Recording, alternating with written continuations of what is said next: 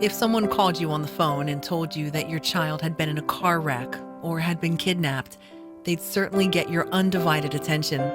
You'd do almost anything to rescue your child.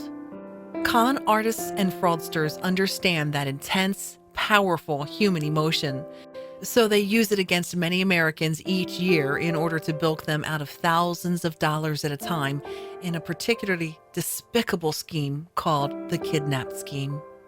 More than 25 million Americans collectively lose more than $8.6 billion each year as the result of scams. And phone scams account for a large portion of those losses. That's according to the Federal Trade Commission. And because fraud is a growing problem, both the number of Americans and the amount of money lost grows each year. Everyone is a potential victim of phone scams. Even those who are certain they could never be fooled are vulnerable when a fraudster figures out a way to make them react based on intense emotions rather than rationally. That's why the kidnap scam, as outrageous as it appears when it is explained, is so effective. There are several variations of the scam, but they all eventually lead to the scammer claiming that they have your child and will harm them unless you pay a ransom. Here typically is how it works. You answer your phone and a voice on the other end asks, "Do you have a daughter or son?" If you respond, "Yes, I have a daughter," they will say, "I am sorry, but there has been a major car wreck." Instantly, your parental instincts kick in. "Are you sure it's her?" you ask. They respond with a question of their own. "What kind of car does she drive?"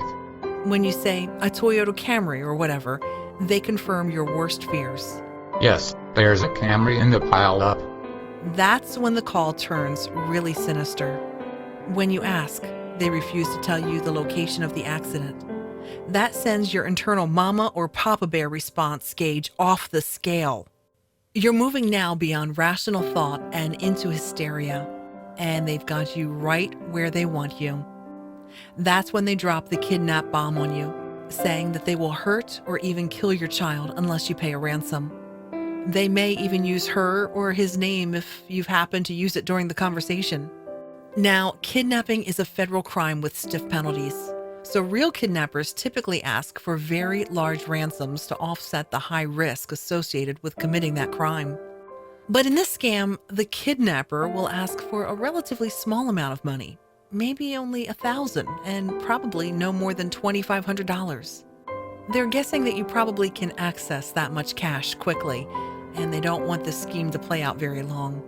Once you agree to pay the ransom, they'll give you instructions on where to drop the cash in the next 30 minutes. A few hours later, when your daughter drives up to the house in her perfectly running Camry unharmed, she'll be totally confused by your emotional relief at seeing her. What you should do. Of course, if you had simply taken the time to call her cell phone upon hearing she was in a wreck, you would have recognized the scam for what it was. But because the fraudster manipulated you into an emotional response, you took no actions to verify their claims or to involve the police. So how can you avoid being taken in by such scams? Obviously, it's important to keep your wits about you, even when you're delivered horrifying news about your children. Because the scammer will want to keep you on the phone to keep you thinking and behaving emotionally. They also want to prevent you from calling to verify the truth of their claims. But if possible, try to find another phone on which you can call your child. And once you've done that, the police. Always report immediately any attempted or successful scam to your local police.